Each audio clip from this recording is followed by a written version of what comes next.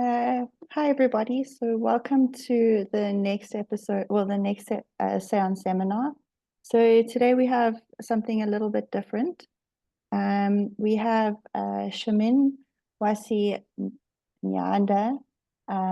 She's from Tanzania and she's going to be chatting to us a little bit about the work she's doing.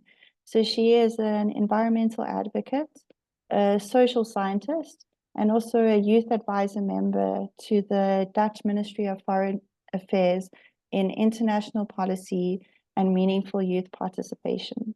So today she's going to be chatting to us about the Tanzanian Ocean Climate Innovation Hub and some of the really awesome work that they're doing there.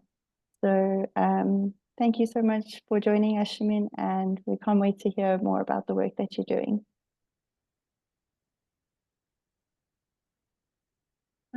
Thank you very much. Just to confirm if you can all hear me loud and clear, because I cannot see you, I can only see my screen. So You're good.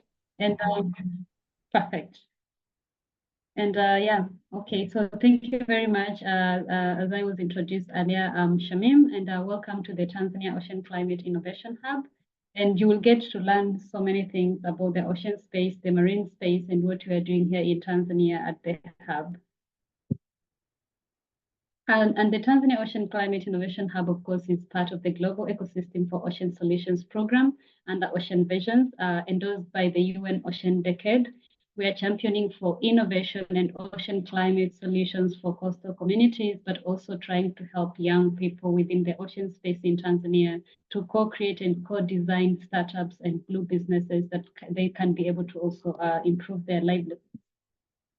And of course, our main aim or main objective is to foster and facilitate innovation. We believe innovation is very important, but also collaboration with different sectors in the country in order for us to talk about sustainable practices in addressing the impacts of climate change in Tanzania, which has really affected or has greatly affected the coastal communities in the country. This is all due to the consequences of the ocean climate change, which often sometimes people overlook it, and people don't want to talk about the climate crisis and the ocean space. And so for us as the hub, we felt like it would be very, very important for us to focus entirely on the ocean space. And so the problem that we are really addressing is the Tanzania's coastal communities faces significant threats when it comes to climate change. And of course, it's not only Tanzania, but around the SAEON region, that is the Southwest Indian Ocean region, including the rising of water sea levels, but also the dwindling of marine ecosystems or resources, which has really jeopardized the livelihoods of the coastal communities and the ecosystem, and leading to many of them cutting down of trees, mangrove trees, especially for them to improve their livelihoods, but also overfishing, which sometimes is not very much sustainable. And as the Tanzania Ocean Climate Innovation Hub, we are set to offer a collaborative platform where we have experts, entrepreneurs, and communities to co-create innovative solutions.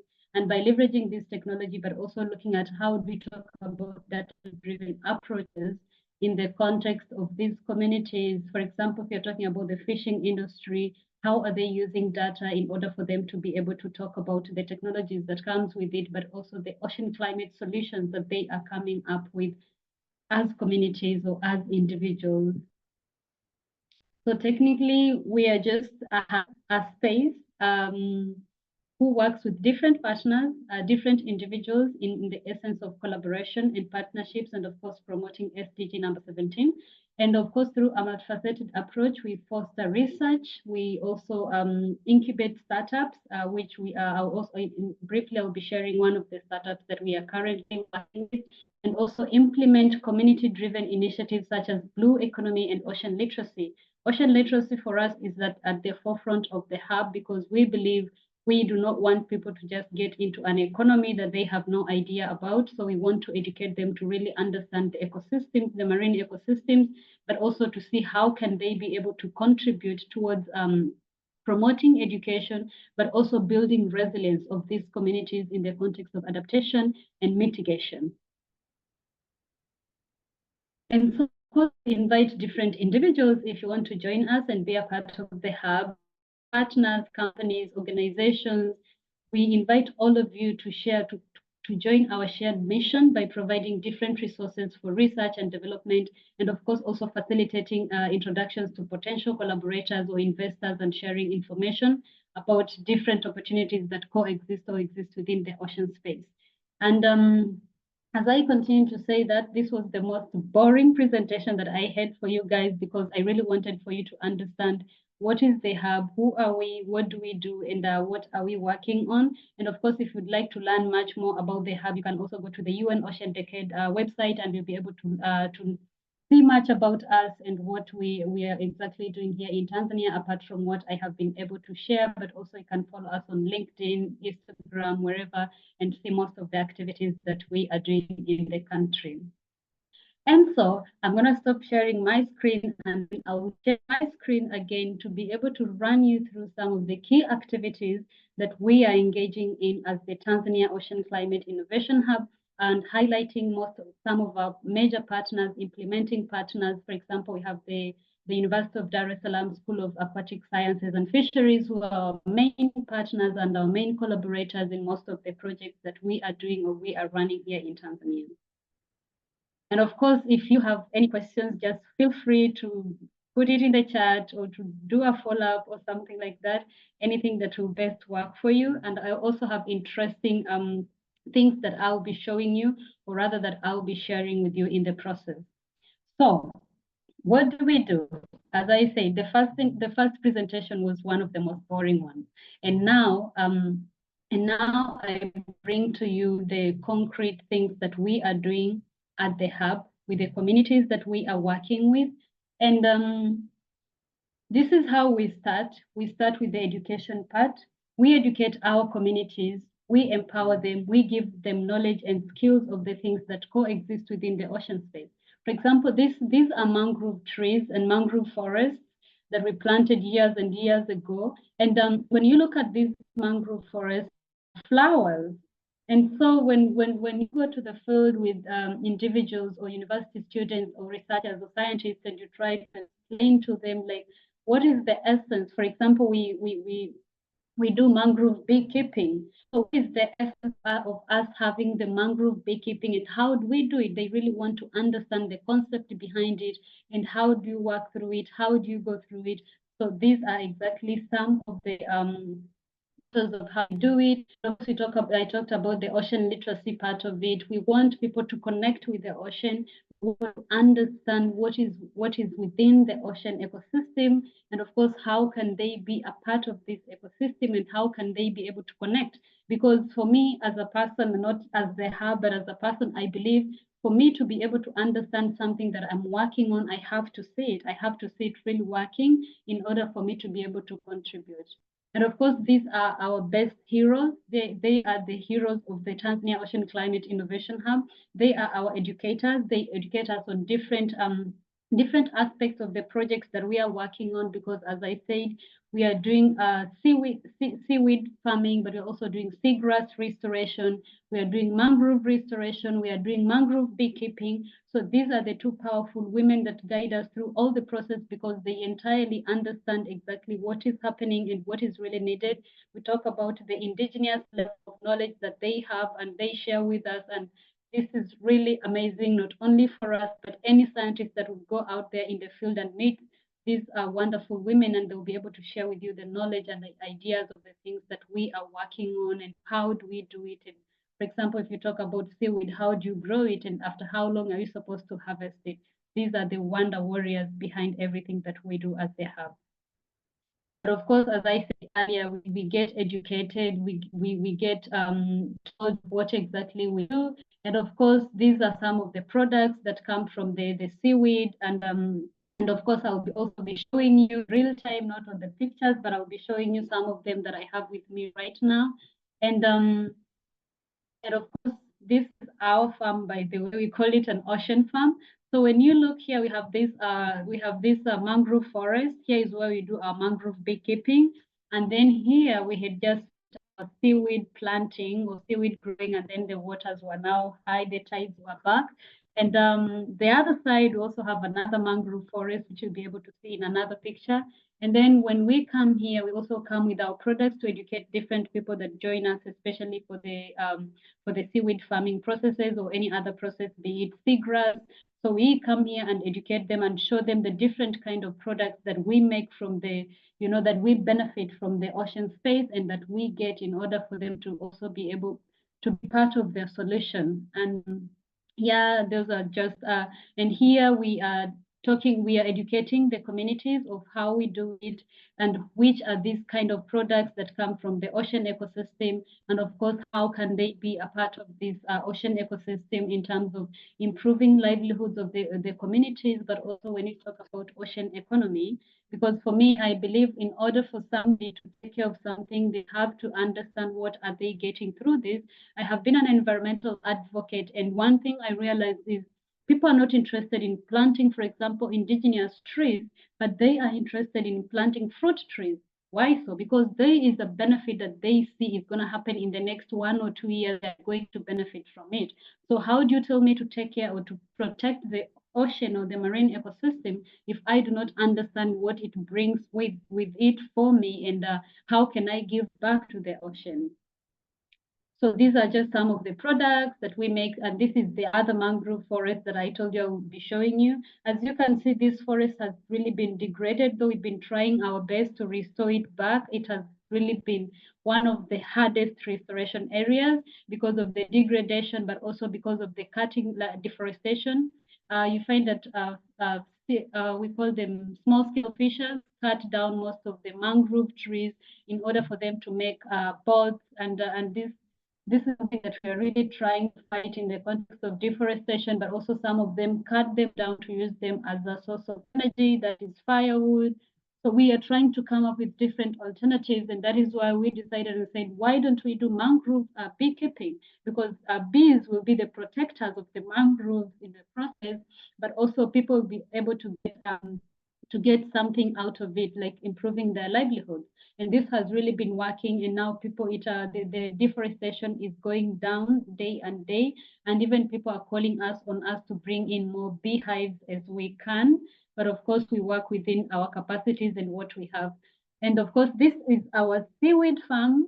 And this one we had just planted. We planted it on 22nd of planted it on the 22nd of June. And of course, the harvesting is usually after every 2 months. We are expecting to harvest in the next 1 month, which is really exciting for us to see the products that we were able to plant. And this is our seagrass farm. Somebody might be asking, like, what is exactly this? This is our seagrass restored. This one has already been restored. It's a restored seagrass farm.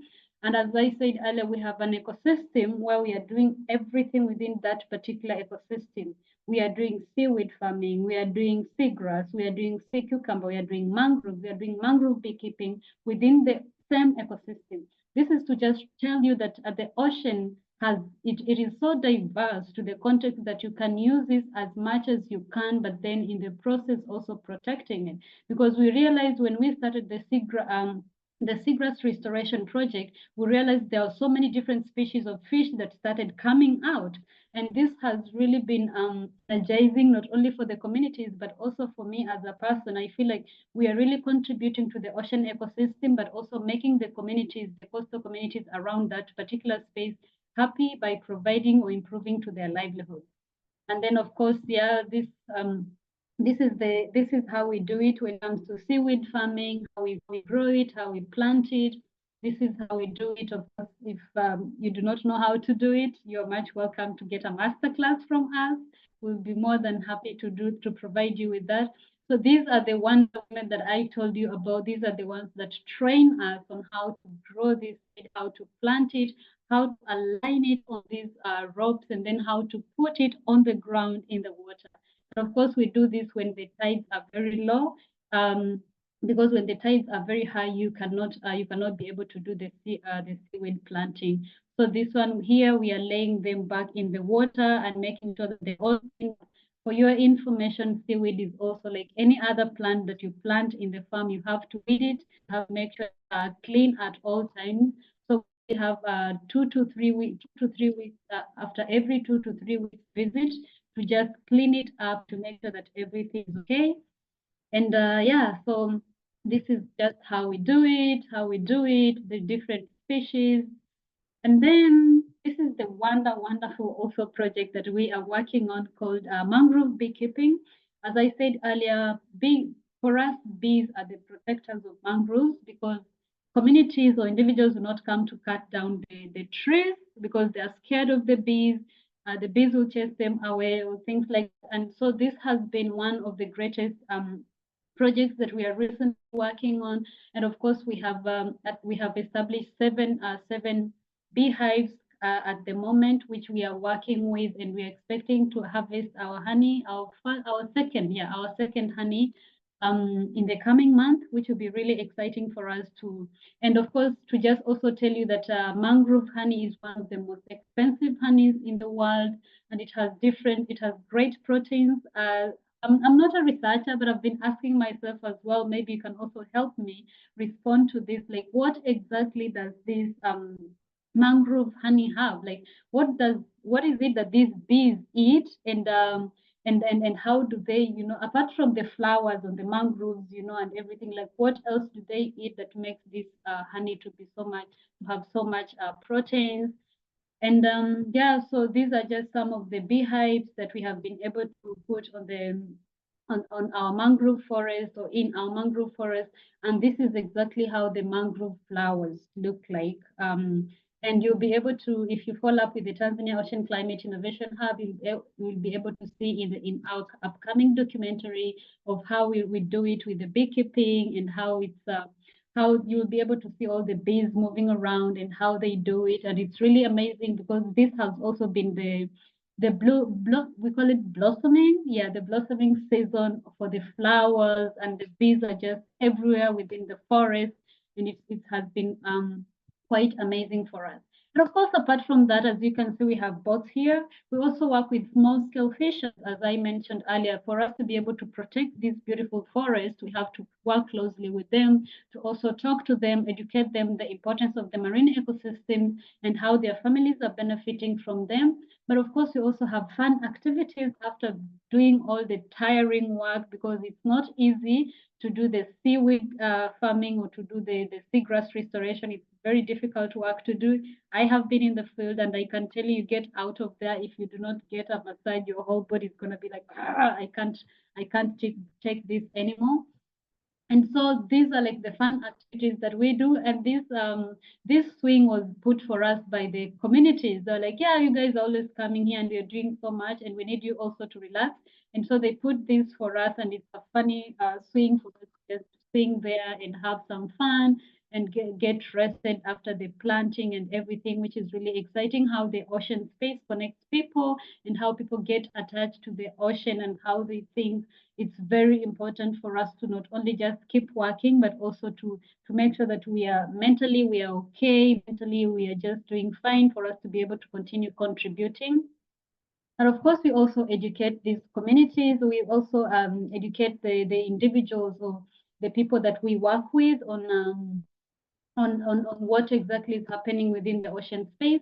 For example, in the past few months, Kenya and Tanzania experienced very bad floodings. And as we know, when you mix fresh water and seawater, what happens to that? So there was so much seaweed bleaching. And of course, you also heard about the coral bleaching. So this is a bleached seaweed. And also, this is also a bleached seaweed, meaning this cannot you cannot use it anywhere, you cannot use it to do anything, but rather, even if you use it to make fertilizers, they will not be as healthy as they're supposed to be, and it will not contribute to the ecosystem where you're using it to provide that kind of to contribute to that kind of ecosystem. So these are bleached seaweed. And our project implementers, which is the Bagamoyo entrepreneurs, we experienced the flooding, they experienced a loss of more than $25,000, which for me was really like the work we worked on very hard. And then the floods come, boom, everything is gone. You go back to your space. The seagrass is not there, the seaweed is not there, like everything is missing in action. And so you can imagine how it felt for us, but then we never gave up. We had to start over again. And yeah, we just started over again and we are again doing it, which is really amazing. And of course, as I mentioned earlier, ocean literacy is very important. The University of Dar es Salaam is one of our greatest partners, as I mentioned as well, and they contribute towards in terms of research. So if you want to do research with the hub or anything, you will get the license of research and everything through the University of Dar es Salaam and of course through us, which is really exciting for us to talk about ocean literacy. This is a toolkit we got from IOC UNESCO when I attended the World Ocean Literacy Conference. And of course, I only had one copy and we had to put it at the University of Dar es Salaam library for the students to have access to, for them to be able to read. And I believe no matter how small the resources are, as long as they are contributing towards sustainability, they are contributing towards the vision, then it's very much important for us to be able to share them. And as you can see, but of course we have, this is called the State of the Ocean in Tanzania mainland. So if you're able to read this book, you'll understand the state of the ocean within the country of Tanzania mainland and what exactly is happening.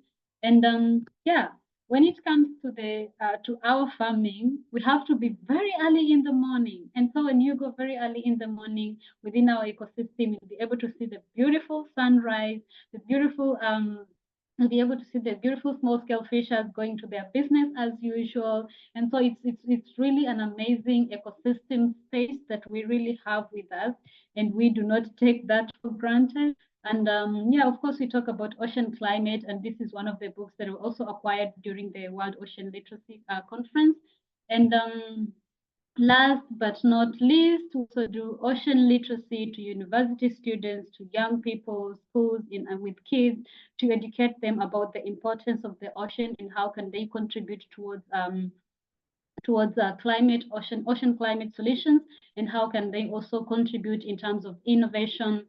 And as you can see, these are the different materials that we use, but of course, also thanks to the IOC UNESCO, which has been very supportive in providing us with the sources of materials or resources of materials that we have been using, some master classes that were created by the team from IOC UNESCO. Kudos to them, and that has really been interesting and contributing towards our ocean literacy programs within the country. And yeah, and I think that is it from this. And last but not least, as I said earlier, I said we also have we also work with different startups, we also work with different youth-led initiatives. We encourage young people to be innovative. We encourage them to be as creative as possible. And not only just being talking about the creativity part of it, but also how are they really contributing towards sustainability? How are they also contributing towards innovation? And we have one of the companies, which I happen to be one of the co-founders of the company, which is called I'm just going to quickly share my screen, which is called which is called Sunwave Limited. And here we talk about Sunwave Limited, where the sun meets innovation. And it's not only about innovation, but we are talking about small-scale fishers. How do we address the challenges that small-scale fishers are facing in the context of storage facilities, but in the context of storage rooms? And for us, we started it in a more of a local way on how can we localize this, how can we make sure that these communities have access to that, because we want to complete our ecosystem. As I mentioned earlier, the small scale fishers are cutting down the mangrove trees because they want to make boats, because they want to sell them as firewood, because they're experiencing different challenges that they cannot solve at once. And then for us, we encourage many young people to come up with different solutions of whoever they want to address within our ecosystem. If they want to target small scale fishes, then well and good. If they want to target mangrove restoration, well and good. If they want to target seagrass, seaweed, we invite all young people to be able to participate and also, join this kind of initiatives that we are working on. And here, this is just the context analysis of the space of what really happens and what really goes on within the market space for the small scale fishers. And so we really try to, one of the solutions, the key solutions that we decided to come up with is to provide the small scale fishers with what we call solar powered ice makers, so that they're able to get to have access to ice for them to be able to preserve their catch, so that they avoid overfishing. Because for us, we believe if we can be able to tackle overfishing, then it's going to contribute to the ocean ecosystem, but also sustainability, and also making sure that we work within the same space and balancing all the ecosystems within with the partners that we are working with.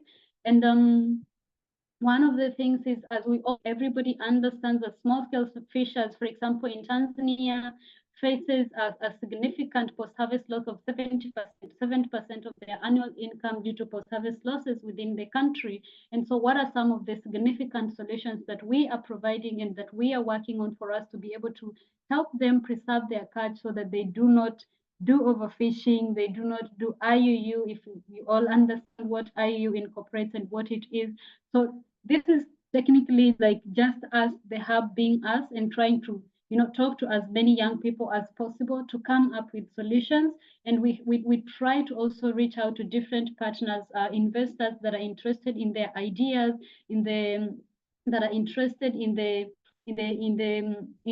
projects, and then they're able to fund them in those different projects, and then they can work on those projects, and we just provide support for their projects, and be able to deliver within the context. But then when you look at the industry itself, it is a least developed industry, I can say, within the country. But then when you look at Tanzania, is among the top 10 fishing countries in Africa.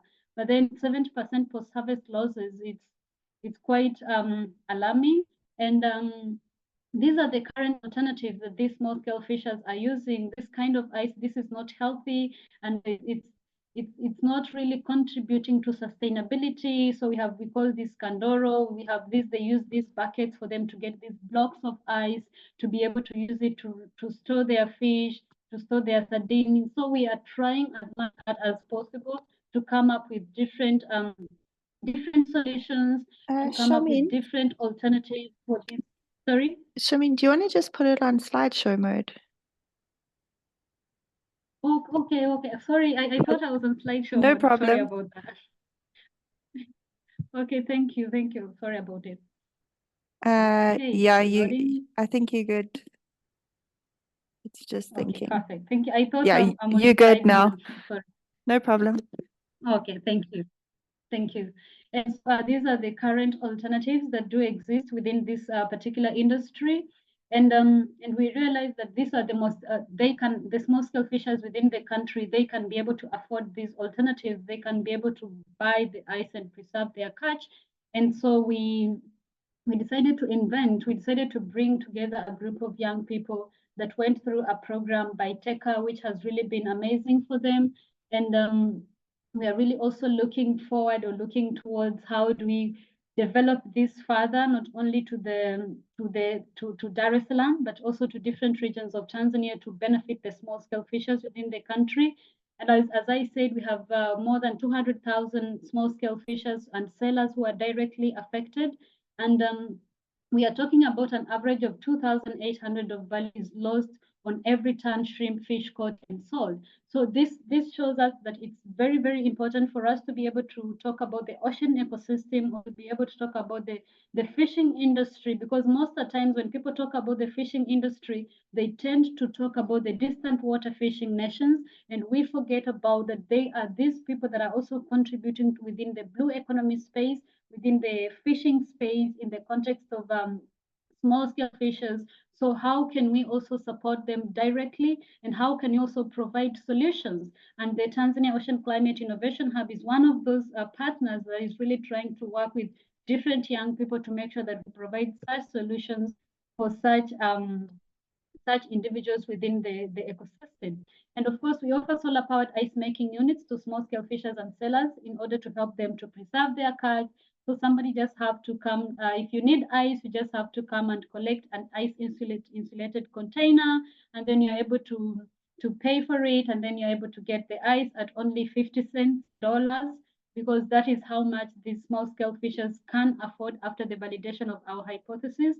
that is how much they can afford. And this has been like a really a wonderful journey for us to walk through with the small scale fishers. And last but not least, as I said, it's more on how do we talk about sustainability? How do we talk about adaptation? How do we talk about biodiversity? How do we talk about carbon? Of course, fishers and sellers have longer storage time of their produce as temperatures increase by 1.5 degrees centigrade, which we are really trying to keep 1.5 to stay alive. I'm not sure if you're going to manage at the pace which climate change is going through. Like as climate change is running, we are walking, and I don't know if we are ever going to catch up. So it's just up to us to decide on how do we talk about adaptation, but also biodiversity. We are preventing overfishing by ensuring more catch reaches the market, but also ensuring small scale fishers have more sustainable livelihoods than having them being stressed every now and then they have to go and do the catch every time, but also less carbon emissions from fish waste and carbon neutral design, which we are providing through the solar powered ice makers. And of course, this is the dream team that is working on this particular startup, which is really amazing for me to walk this journey with them, to have been part of this team, and to also contribute not only as part of the hub, but also to be able to provide these concrete solutions to the communities, because we are talking about working with communities, we are talking about working for communities. So how do we work with and for communities if we are not providing concrete ocean climate solutions that they can be able to leverage, that they can be able to work on, for them to be able to deliver, but also for them to be able to contribute. And so without further ado, I just wanted to quickly show you some of the, if you can see my face now, I've been talking a lot behind the cameras. So these are some of the products that we make. As I was speaking earlier, this is seaweed powder. And if you read through the seaweed powder, it has got, it's written in Swahili, it has got different benefits that it provides not only to your body, but it also provides to your mental well-being, and it contributes a lot. And so with our community, we also kind of educate, they educate us on how to use the seaweed powder, where to put it when you're cooking your food, which kind of food can you put it, and at which amount can you be able to use. But also we have the seaweed jam for the bread lovers. If you love eating bread, you have the seaweed jam that you can be able to use, and it doesn't have sugar, unless if you want to put your own sugar, so it's sugarless. And it's very, very nice and very sweet. It has that sea smell sensation, and it's really amazing. And of course, we also have the seaweed skin gel. This is the gel that I personally use for my body, for my face, and it's quite really amazing. And of course, last but not least, we also have the soap that we make from seaweed and seagrass. And this is one of the this is also one of the things that we are making and providing with the communities. And you know that one of our customers, our immediate customers to the Bagamoyo entrepreneurs, our implementing partners, are the local communities. They are the ones that are buying this product. So this shows us that it's very interesting how we sometimes assume things are just okay the way they are, but then communities feel like they have to do something for them to provide for their families, but also to contribute to their own livelihoods. And last but not least, this is dried seaweed. So with the dried seaweed, this is what we use to make the seaweed powder, the seaweed jam. You can also be able to make it by yourself. I think you cannot see it clearly because of my background, but now I think you can see it. So with this, you can be able to make your own different products from it. If you have the dried seaweed, you can make your own jam, whether you want to add different flavors, you want to add different things that you want to add. And now currently the final product that we are working on trying to test is we are working on what we call the seaweed wine, which we hopefully by the end of the month, I will be able to have finalized on our last product of the seaweed wine. And we'll be, of course, next time when I meet you guys, I'll be having a bottle of seaweed wine to also show you guys of how innovative our communities are, how innovative our young entrepreneurs are within the ocean space. And just to finish up, I just want to say for us as the Tanzania Ocean Climate Innovation Hub, we say one community, one startup, one seaweed, one seagrass farm at a time. We take our time. In order for us to be able to protect our ocean ecosystem, we have to work together for the ocean we want, and of course, with the science that we have. Thank you very much, and back to you, Kathleen. Thank you so much, Shamim. It was really nice to hear that there's some ways that you started thinking of how to like tackle the social problems that are affecting the ecological problems. It's so nice to see kind of the more holistic way of looking at stuff. I just want to open up to anybody who has any questions, would like to know anything else. You're welcome to either raise your hand and you can ask a question, or you can pop it in the chat.